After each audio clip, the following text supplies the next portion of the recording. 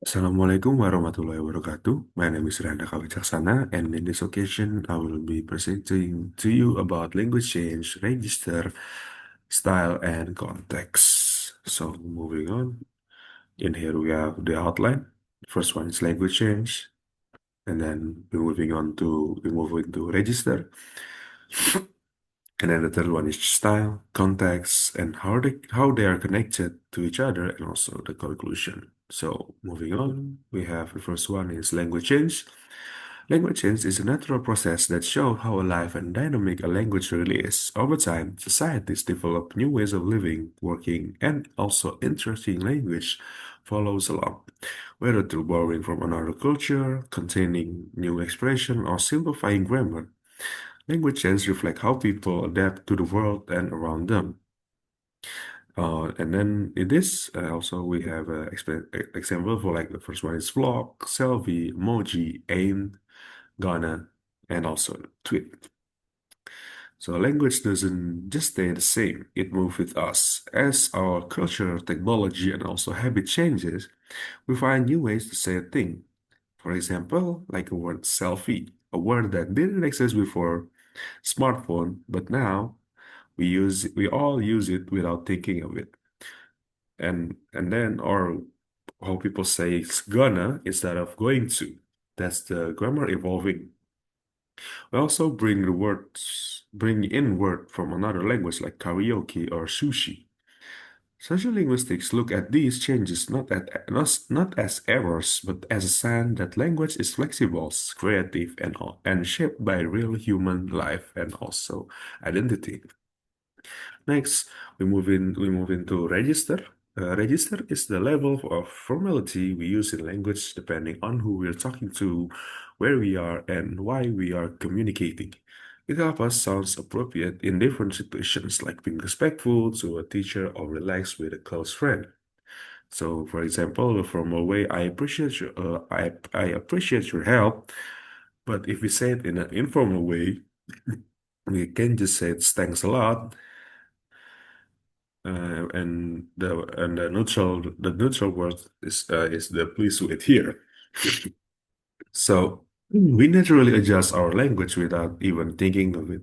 If you are texting your friend, you might say yo or what's up, but in email to your lecturer or a teacher, you probably write good morning, sir, or good morning, ma'am. That shift is called register. It lets us sound more respectful when we need it, or more friendly when we are in a situation that allows us to be friendly. Social linguistics help us understand why those shifts happen and how to use them well. So next we have style. Style is a personal touch in the way someone speaks or writes. It's shaped by someone's personality, background, and even their current mood, while register is about the situation. Like I said before, style is about the speaker itself. So for example, uh, in here we have the word let's go. If we talk directly, we can just say let's go. But if we talk in more polite way, we can say shall we head out now?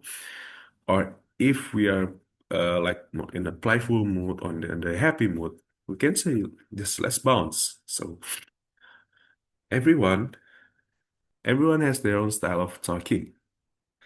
Some people are funny, some people are formal, and some maybe even poetic. Maybe we use jokes a lot, or hear clearly and not, and simply that's your style. It's not something you memorize from grammar books, and it is how you sound like you. Style can be changed depending on how you feel or who you are with. For example, if we're with our crush or boyfriend or girlfriend, or our mother or teacher. The style can change depending how we with, and that's what makes it so interesting about this study. Next, moving on, we are moving into context. Context is the situation that surrounds communication. It includes who is speaking, who is listening, and where the conversation happened, and what the goal is. It changes the way we use and understand language. For example, You're late. Friendly joke to a friend rude in class. Yes, it is friendly. Like uh, if we joking about if we joke with our friend, you say you're late. Yes. If we with a friend, it counts as a joke maybe. But if we in the class, the word you are late, it's really rude because we not appreciate the teacher itself. And then we have another examples. Can I help you? If we say this in, like for example, like a marketplace, in store or in a supermarket, it can be uh, seen as polite if we say it in this like a store or a supermarket or maybe in the like shopping area. But it is really suspicious if you say it in the dark alley or some in someone or somewhere that there's no people around and it's also dark. It's really suspicious. Like, can I help you? Like, can you imagine if someone talk to you like that? Is you probably gonna get scared. So yeah, basically, context changes everything. The words may be the same, but the meaning can be totally different depending on the setting. If your friend says you're late, like with a smile, it's probably a joke. But if your teacher say it during a test, it might be not funny because you're doing something wrong. That's why sociolinguistic looks at full context. It is the key to understanding what people really mean when they speak. So, how they are connected. Language changes, register, style, and context are deeply connected. We choose our register and style based on the context and the language change. Introduce new words that and forms that influence how we speak in all situations. For example, texting your friend. For example, if we text our friend, we say like, "You good, man?" Or, "Good." I mean, if we text like we kind of worried about our friend, and then we texted, "Man, you good?" Yeah. But if we asking our teacher, we cannot say something like that because it like before it come as not polite. So when we ask the teacher, "May I ask a question today, sir?" Both have the same meaning, like both asking about the question or maybe situation, but in a different meaning, in a different context, or wherever. So these four elements don't work separately; they work together. You might speak casually with a friend using a slang that didn't exist 10 years ago. That the language changes. Register and style are working within the context of friendship, and then the more we can understand this part connect, we better the better we get at adapting our language to fit different kind of situations. So here's the conclusion. Sociolinguistics show us that language is not just a grammar and rules, it's about people, culture, and also connection.